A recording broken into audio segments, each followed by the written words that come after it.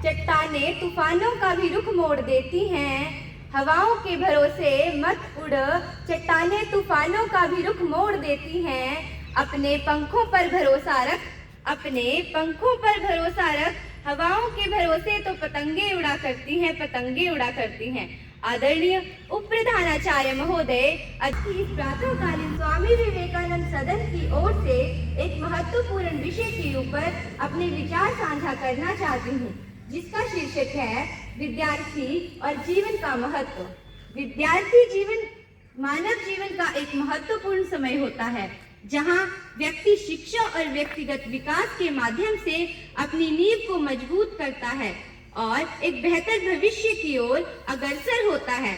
विद्यार्थी जीवन केवल शिक्षा तक सीमित नहीं है, बल्कि यह हमारे अनुभवों, आदतों और दृष्टिकोण का भी निर्माण करता है, जिस पर हमारा संपूर्ण जीवन निर्भर करता है। इस दौरान हम न केवल शैक्षिक ज्ञान प्राप्त करते हैं, बल्कि जीवन के महत्वपूर्ण सिद्धांतों और मूल्यों को भी सीखते हैं। विद्यार्थी जीवन का समय आत्म साक्षात्कार, आत्मनिरीक्षण, आत्मविश्वास और आत्म अनुशासन को बढ़ाने वाला होता है। हम विभिन्न चुनौतियों का सामना करते हुए अपने व्यक्तित्व को निखारते हैं। विद्यार्थी जीवन में हम विभिन्न अनुभवों का सामना करते हैं, जो हमें जीवन की वास्तविकता से रूबरू कराते हैं और यह अनुभव हमें मजबूत बनाते हैं तथा भविष्य की कठिनाइयों का सामना करने के लिए तैयार करते हैं। लेकिन पिछले कुछ वर्षों से जीवन का मूल्य समझने में हमारे विद्यार्थी असमर्थ होते आ रहे हैं। आए दिन हम अखबार, टीवी, मोबाइल के माध्यम से विद्यार्थियों द्वारा आत्महत्या या नशाखोरी आदि की खबरें सुनते हैं, जो कि एक बहुत चिंतनीय विषय है।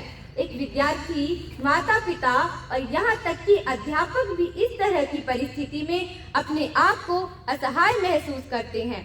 विद्यार्थी अकारण ही अत्यधिक मानसिक दबाव लेने के कारण ऐसे कदम उठा लेते हैं जो किसी भी सभ्य समाज में किसी भी स्वरूप से स्वीकार्य नहीं है। वक्त से लड़कर जो नसीब बदल दे, इंसान वही जो अपनी तकदीर बदल दे। वक्त से लड़कर जो नसीब बदल दे, इंसान वही जो तकदीर बदल दे। कल क्या होगा कभी मत सोचो, कल क्या होगा कभी मत सोचो, क्या पता कल वक्त खुद अपनी तस्वीर बदल दे।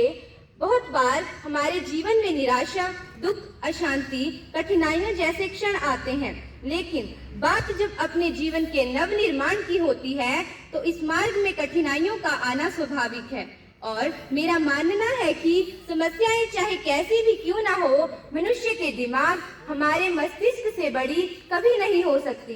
जीवन क्या है और इसका क्या मूल्य है, इसके लिए आइए एक प्रेरक प्रसंग की ओर आपको लेकर चलती हूँ। एक दिन एक व्यक्ति ने महात्मा बुद्ध से पूछा, प्रभु, जीवन का क्या मूल्य है? महात्मा बुद्ध ने उस व्यक्ति को एक चमकता हुआ पत्थर दिया और कहा, जाओ इस पत्थर का मूल्य पता करके आओ, पर ध्यान रहे इस पत्थर को बेचना नहीं है। वह व्यक्ति पत्थर लेकर गांव के बाजार में सबसे पहले एक फल वाले के पास गया। उसने पत्थर की कीमत कुल 12 संतरे लगाई। एक सब्जी बेचने वाले ने उसकी कीमत एक आलू की बोरी के बराबर लगाई और एक अनाज के व्यापारी ने उस पत्थर की कीमत एक अनाज की बोरी के बराबर लगाई। आगे चलकर वह व्यक्ति एक स्वर्णकार के पास गया और कहा, इस पत्थर की कीमत बताओ। तो स्वर्णकार ने कहा कि 50 लाख रुपए में मुझे इस पत्थर को बेच दो। उस व्यक्ति ने स्वर्णकार को मना कर दिया तो स्वर्णकार ने फिर से कहा कि 2 करोड़ रुपए में मुझे दे दो। उस व्यक्ति ने उस पत्थर को बेचने से मना किया और कहा कि सिर्फ मुझे इसका सही मूल्य पता करना है। इसके बाद वह व्यक्ति हीरे के जौहरी के पास गया। जौहरी ने उस पत्थर को देखा तो उसने उसे लाल रतन, जिसको हम इंग्लिश में रूबी के नाम से जानते हैं, के रूप में पहचाना। और फिर जौहरी ने व्यक्ति से पूछा कि भाई, यह पत्थर कहाँ से लाए हो? सारी कायनात क्या, सारी दुनिया बेचकर भी इस अनमोल पत्थर की कीमत नहीं लगाई जा सकती। वह व्यक्ति हक्का बक्का रह गया। फिर वह व्यक्ति किसी के पास न जाकर सीधा महात्मा बुद्ध के पास गया और दोनों हाथ जोड़कर महात्मा बुद्ध को सारी बात बताई। महात्मा बुद्ध ने मुस्कुराते हुए कहा कि ठीक यही स्थिति तुम्हारे जीवन की भी है। तुम क्या हो, क्या नहीं हो, इसका सही मूल्य सिर्फ ही जानते हो, या यूं कहें कि अपने जीवन की परख और अपने जीवन के असली जौहरी तुम खुद हो। तुम बेशक हीरा हो, लेकिन ध्यान रखना कि सामने वाला तुम्हारी कीमत अपनी क्षमता, अपनी जानकारी व अपनी समझ से ही लगाएगा। इसकी सही कीमत, सही दिशा या सही दशा केवल आपके गुरु, आपके शिक्षक ही बता सकते हैं। इसलिए अपने जीवन के मार्गदर्शक सही शिक्षक की पहचान करो। केवल तभी तुम इस बहुमूल्य रतन रूपी जीवन की सही कीमत प्राप्त कर पाओगे और इस जीवन को आनंदमय बना पाओगे। अपने शिक्षक द्वारा दिए गए मार्गदर्शक को मन, वचन और कर्म के साथ शिक्षक को सम्मान देते हुए जीवन में अक्षरशः अपनाना होगा। केवल तभी इस बेशकीमती रतन की भांति तुम भी अनमोल हो पाओगे। हर सुबह नई शुरुआत होती है, सफलता के स्वप्न से भरी हर रात होती है। हर सुबह एक नई शुरुआत होती है, सफलता के स्वप्न से भरी हर रात होती है। मन में हो हौसला और दिल में विश्वास तो हर मंजिल आपके पास होती है, हर मंजिल आपके साथ होती है। अगर आपको लगता है कि हालात आपके हिसाब से नहीं है, सब कुछ रेत की तरह मुट्ठी से फिसल रहा है, तो एक बार उन पेड़ों की ओर जरूर देख लेना जो सारे पत्ते झड़ जाने के बावजूद भी एक बार अपने आप को तैयार करते हैं फिर से बाहर लाने के लिए। यदि हमें ऐसा महसूस हो कि कुछ आदतें सही रास्तों की रुकावट बन रही हैं, तो उन्हें तुरंत बदल लेने में ही भलाई है। और जिसने अपनी आज आदतें बदल ली, उसका कल अवश्य बदलेगा। अब कुछ दिनों के बाद हम सभी को परीक्षा महाकुंभ में अपने पूरे वर्ष की मेहनत को पेपरों में प्रदर्शित करना है और अच्छे प्रदर्शन और अच्छे परिणाम की उम्मीद लगाए।